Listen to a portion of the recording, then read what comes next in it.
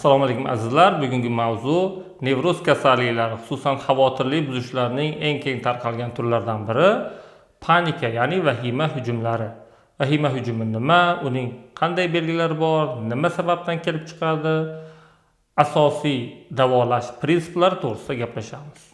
Demak, vahima hujumi nima? Vahima hujumi bu odatda insonda qisqa vaqt davom etuvchi, takrorlanuvchi, o'ta kuchli vahima xavotirlik hujumi bo'lib, o'ziga xos somatik belgilar hamda ruhiy belgilar bilan namoyon bo'ladi. Panik hujum bu odatda sindrom bo'lib, nevrozlarning, demak, panik buzilish deb ataluvchi turida asosan kuzatiladi va bundan tashqari boshqa xavotirli buzilishlar, generallashgan xavotirli buzilish, sotsial fobiyalar va boshqa xavotirli buzilishlarda ham kuzatilishi mumkin. Endi buni kelib chiqish sabablari qanday? Odatda inson ruhiyatiga ta'sir qilgan kuchli stresslar, ya'ni ish joyidagi, oiladagi ziddiyatlar, muammolar, kuchli ruhiy bosim, iztiroblar ostida yashash natijasida inson ruhiy holati charchaydi va organizmda o'sha stress reaksiyasi deb ataluvchi stress tizim mavjud. Mana shu stress tizimning faollashishi natijasida panik hujum boshlanishi mumkin. Bundan tashqari, aynan panik hujum boshlangan joy va holatlar ham insonda panika hujumini boshlanishiga turtki bo'lishi mumkin. Bu aytaylik, metroda, liftda, avtobusda yoki ko'pchilik olomon ichida yolg'iz qolganda panik hujum boshlangan bo'lsa, insonda mana shunday holatlarga tushgan vaqtda, demak, panik hujum yana takrorlanishi mumkin.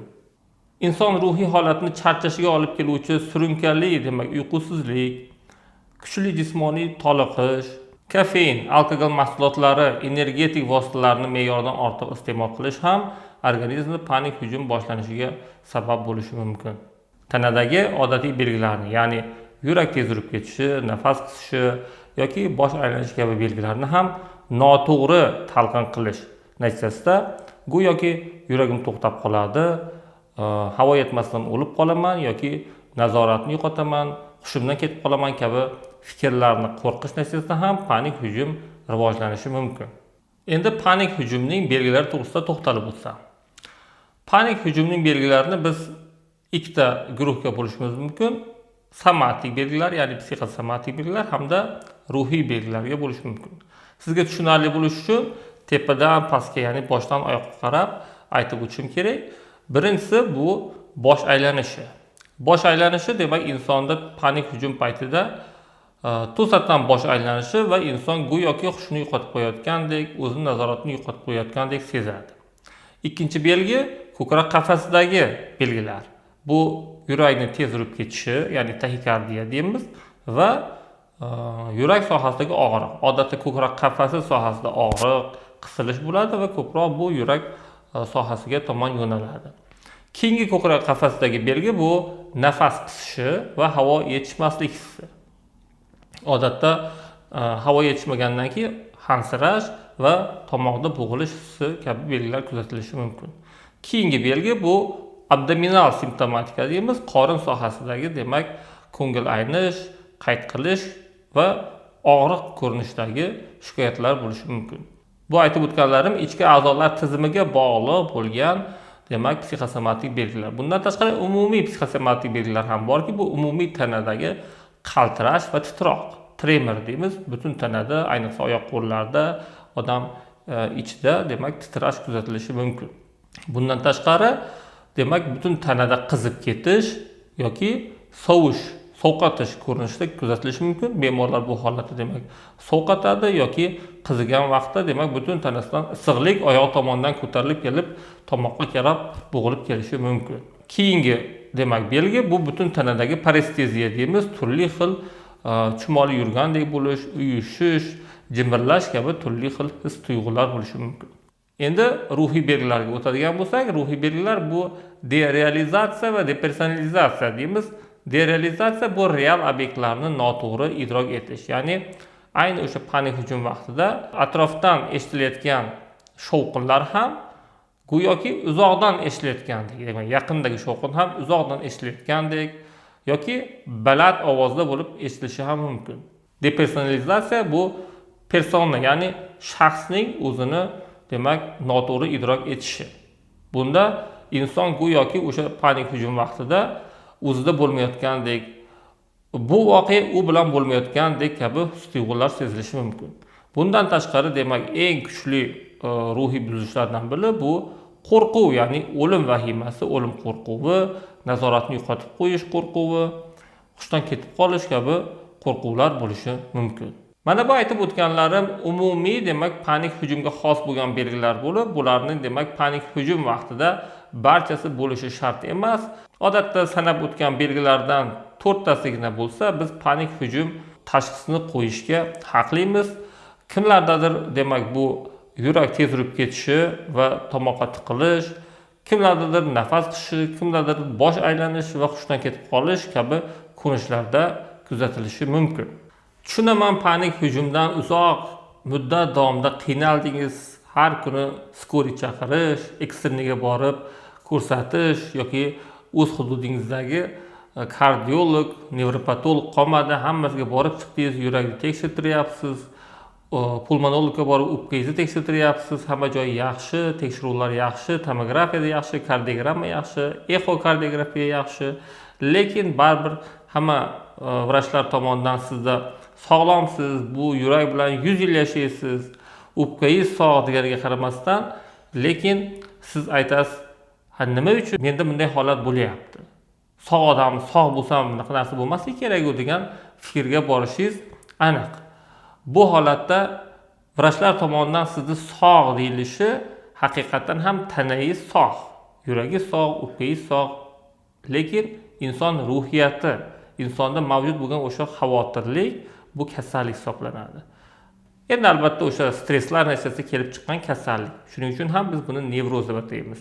Keling, siz uchun eng muhim, qiziq bo'lgan joyi bu panik hujumni davolash haqida gaplashsak.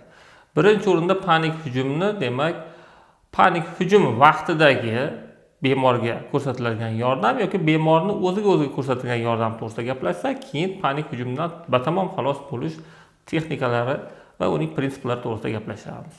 Demak, panik hujum vaqtida insonda biz yuqorida sanab o'tdik shu belgilarni. Nimani nazorat qila olamiz? Yurak urishini bizning ixtiyorimizga bog'liq emas. Demak, u 100 ta uradimi, 150 ta yurak uradimi, uni biz nazorat qila olmaymiz. Bosh aylanishni ham nazorat qila olmaymiz. Nafas olishni biz nazorat qilishimiz mumkin. Shu nafas olishni nazorat qilish, demak, panik hujum vaqtida insonni sezilarli darajada xotirjam qilishga imkon beradi.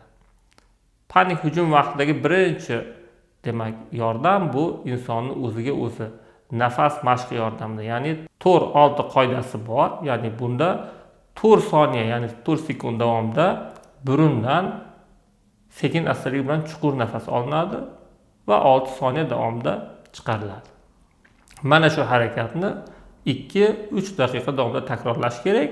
Shu holatda insonda, demak, mavjud parasimpatik nerv sistemasi, ya'ni tormozlovchi, xotirjam qiluvchi nerv sistemasi qo'zg'aladi va shuning hisobiga insonda xotirjamlik shakllanadi. Bundan tashqari, panik hujum vaqtida texnika zazemleniya deyiladi. Demak, buni endi o'zbekchaga yer bilan bog'lanish texnikasi deyiladimi? Demak, bu holatda inson ikkita oyog'ida to'g'ri tikka turib, demak, atrofida ko'rish mumkin bo'lgan 5 ta narsani topish kerak. Masalan, xonadagi lampochka, gul, telefon, eshik yoki nima ko'zga ko'rinadigan narsa bo'lsa, shu narsani 5 ta narsani topish kerak va shuni ovoz chiqarib aytish va o'sha haqida tasavvur qilish kerak. Keyingi texnika, demak, quloq bilan eshitish mumkin bo'lgan shovqinlar. Demak, o'sha vaziyatda siz atrofda nimani eshityapsiz? Qushni sayrashini eshityapsizmi? Kimnidir gapini eshityapsizmi? Yoki mashinani o'tib ketayotgan shovqinni eshityapsizmi? Xullas kalom shunday, demak, ovozlarni, demak, 4 ta ovozni topish kerak va shunga e'tiborli qaratish kerak.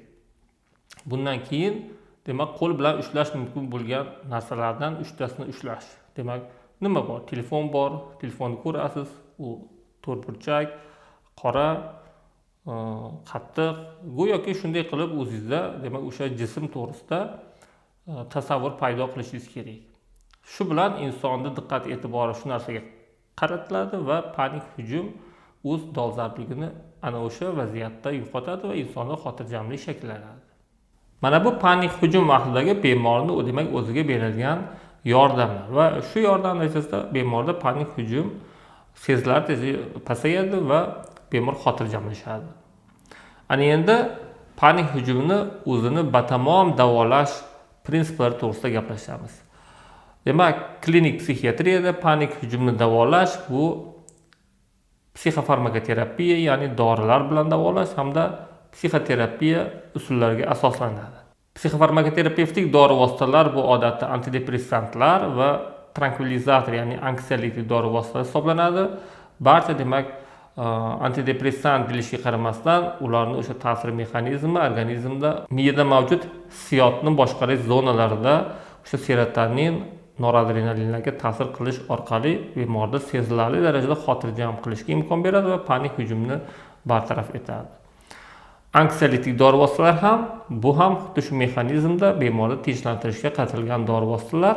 Anksiyalikli dori vositalar tezroq ta'sir ko'rsatsa-da, lekin aksariyat holatlarda demak benzodiazepin hosilalari bemorda qaramlik shakllanishiga olib keladi. Shuning uchun ham vahima hujumini davolashda ishlatiladigan anksiyalikli dori vositalar, ya'ni trankvilizatorlar 2 haftadan ortiq muddatga buyurilmaydi. Patogenetik davo sifatida antidepressant dori vositalari buyuriladi va bu 2 haftadan 4 haftagacha bo'lgan muddatda antidepressantlarning ta'siri boshlanadi va bu bir necha oy, odatda 3-4 oygacha demak antidepressant dori vositalari qabul qilinishi kerak. Panik hujumni kognitiv xulq-atvor psixoterapiyasi bo'yicha davolash yo'g'ida 10 ta sessiyani o'z ichiga oladi. Har bir sessiyada o'ziga xos demak maqsadlar va rejalar mavjud. Demak, bu yerda birinchisi insonda demak bemorga panik hujum o'zi nimaligini, ya'ni psixota'lim deyiladi.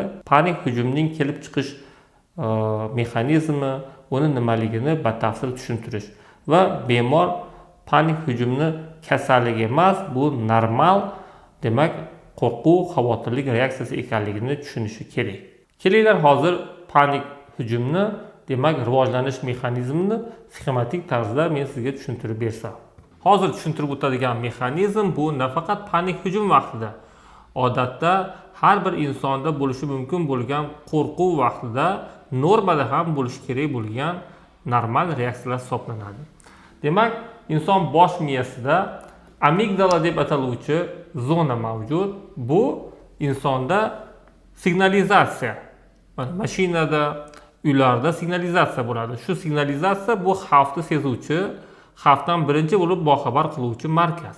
Insonda ham mana shunday amigdala, ya'ni bodomsimon tana deb ataluvchi markaz bor.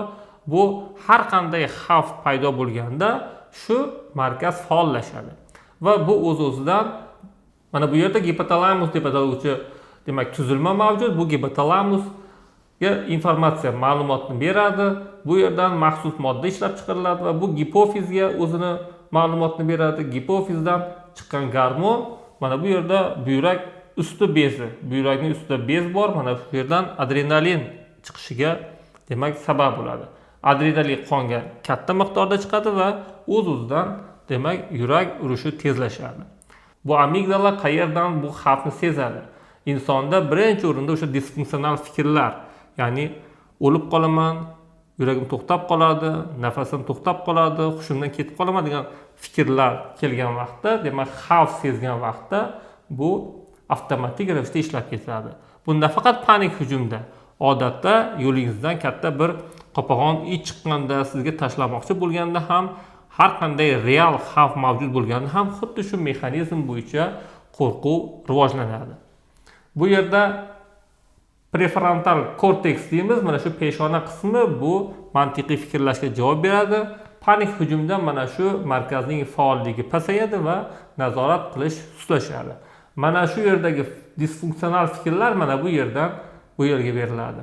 Agar shu yerdan to'g'ri fikrlar bu yerga berilsa, ya'ni bu xavf emas, bu normal holat ekanligi berilsa, bu markazning faolligi pasayadi va asta-sekinlik bilan demak panik hujum pasayadi. Bundan tashqari yana organizmda simpatik va parasimpatik nerv sistemasi, ya'ni avtonom nerv sistemasi deb ataluvchi tuzilma mavjud. Bu go'yoki o'sha mashinadagi gaz va tormozga o'xshaydi. Simpatik nerv sistemasi demak organizmni qo'zg'atishga, ichki a'zolar funksiyalarini tezlashtirishga, parasimpatik tormozlashga asoslangan mexanizm bo'lib, ikkalasi muvozanatda ishlashi kerak.